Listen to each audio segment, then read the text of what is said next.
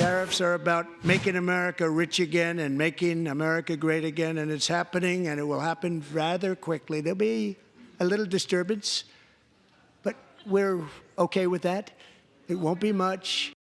Of course, that is President Trump last night reinforcing his decision to impose tariffs on Mexico, Canada, and China, despite recent market turbulence. But you see the Dow Jones Industrial Average next to me. It's actually up slightly today.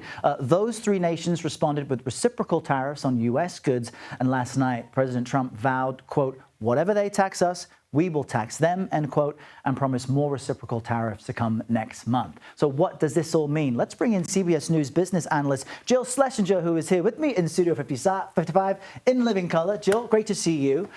Let's separate the noise from the data. What is changing on the tariff front, if anything? Well, remember, these tariffs were frozen for 30 days, so now they are in effect. And the president slapped an additional 10% on top of already announced 10% tariffs on China. So taken all together, what I think we really need to understand is that some of these tariffs will work their way to your pocketbook very quickly. Others will take a while. So think about it this way. Something perishable, a fruit, a vegetable, an avocado from Mexico, that is going to actually see an immediate impact. First of all, we get a lot of stuff from Mexico when it comes to fruits and vegetables, 50 to 60%. And the things that are perishable, we got to change. They're going to be more immediate imports of those things. Whereas a car that's sitting on a lot today, your car will probably not change in price. When new cars are assembled and put up for sale, there will be thousands of dollars, or could be a thousands of dollars difference from where they were just a month ago. So it will take a while. Generally speaking, remember, the company that imports the good pays the tariff, and usually that company passes along that tariff and pushes up the price. That's why we worry about inflation re-accelerating. That's a great way of kind of comparing the smaller picture to the big picture. But I want to ask you about the even bigger picture. There was an announcement from the Trump administration. There may be a change in how GDP, gross domestic product, this great number that you love to cite all the time, a change in how it's calculated. What's happening there? Well, no change yet, Okay. but the Commerce Secretary, Howard Lutnick, had said yesterday, I think we focused on this idea. He says, listen, the tariffs, they could be rolled back, they could be changed. A lot of focus on that. Wonks like me were focused on something else, he said, which is, hey, maybe we're going to have different ways of calculating the gross domestic product. That is our largest measure of what's going on in the U.S. economy, Right. The tally of all goods and services sold. Now, what he may want to do is pull out some of the government part of that.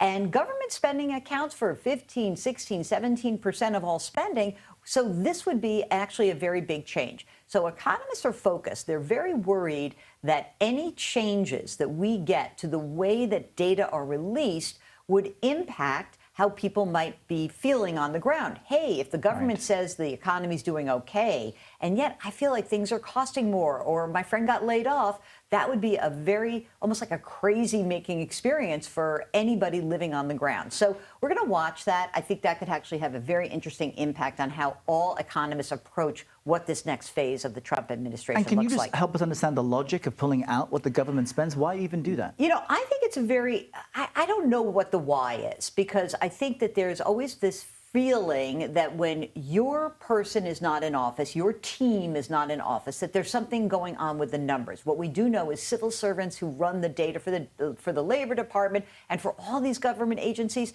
they've clung to these ways of calculating economic progress and missteps as well for decades. So any change in this would be very disruptive to the way that we analyze what's going on. Of course, by the way, you know how you analyze what's going on? A friend of mine once said this to me, a very big-time Nobel Prize-winning economist. Oh, okay. And you know what he said? He goes, you know, when it comes to the world, there's basically two numbers. 100% I have a job, 0% I don't have a job. Everything else flows from that. So if people are losing jobs, they won't spend money. That's going to hurt economic growth. That's why he's got that Nobel Prize, That's breaking right. things down so well. If Jill only I Schlesinger, thought of yours that. is due. It's coming soon. Thank you so much. Great to have you with us.